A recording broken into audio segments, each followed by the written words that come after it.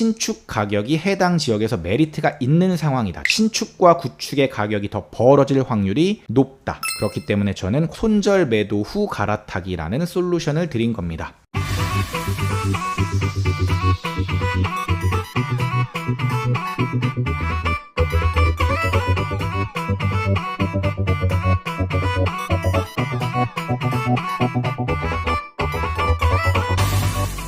안녕하세요. 대한민국 1호 초이스 헬퍼이자 부동산 가치평가사 시크릿브라더입니다.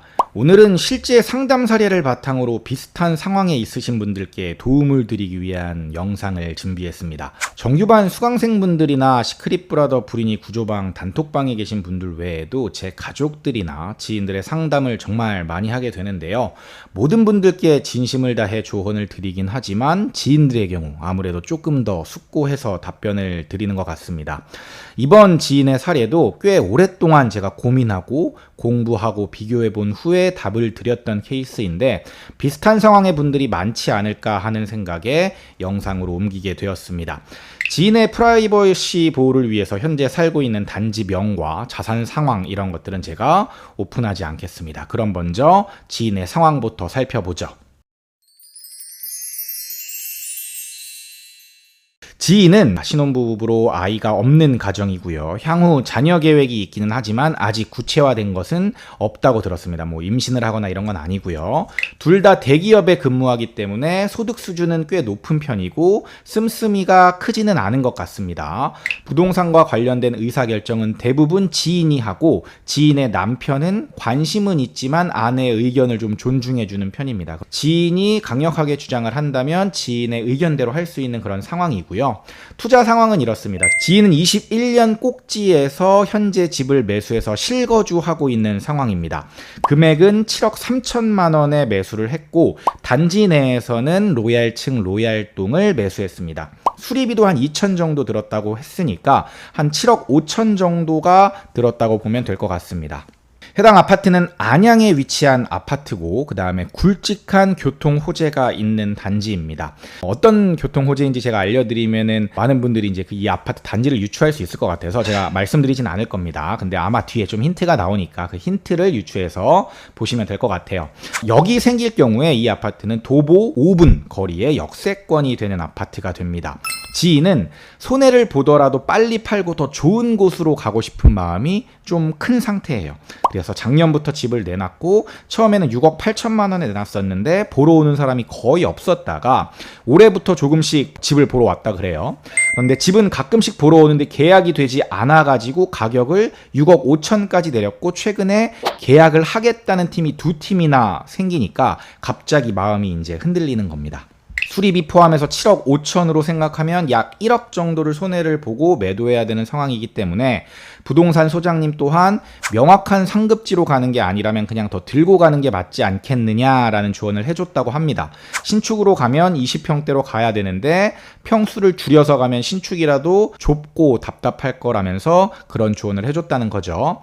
무엇보다 가격적인 측면에서도 이 단지가 호재가 있기 때문에 결국은 신축 가격을 따라갈 거고 굳이 싼 가격에 매도할 필요가 없다. 이런 의견을 주셨다고 합니다. 그래서 지인 입장에서는 이런 고민, 이런 생각들이 드는 거죠. 한 1억 정도 손해보고 파는 게 맞는 건가?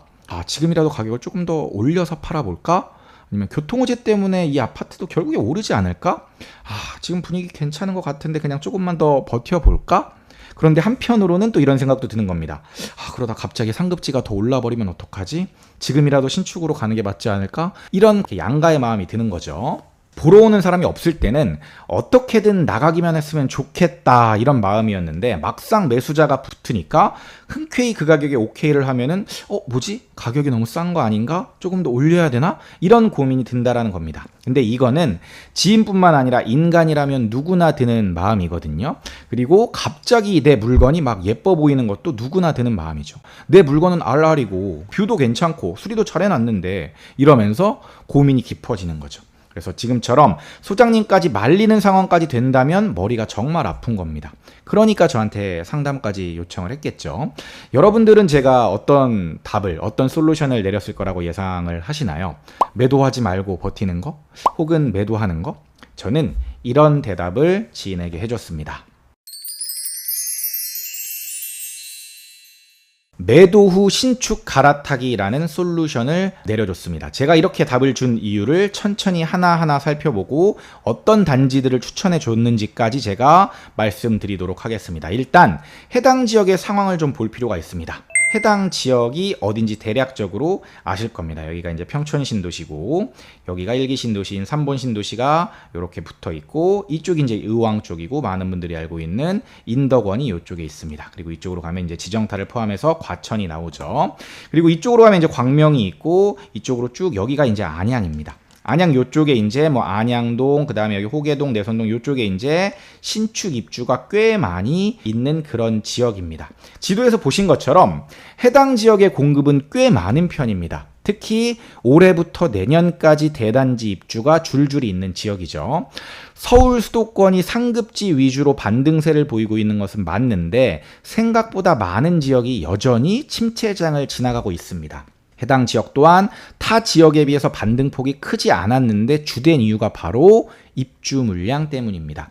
특히 이 지역은 신축 입주가 많기 때문에 다른 지역에 비해서 신축이 별로 그렇게 귀하지가 않습니다. 바로 옆에 평촌 신도시에 만약에 입주가 됐다라면 이야기가 조금 다르겠지만 들어오는 신축의 입지들이 사실은 다 고만고만하거든요. 소비자 입장에서는 선택지가 많아진 겁니다.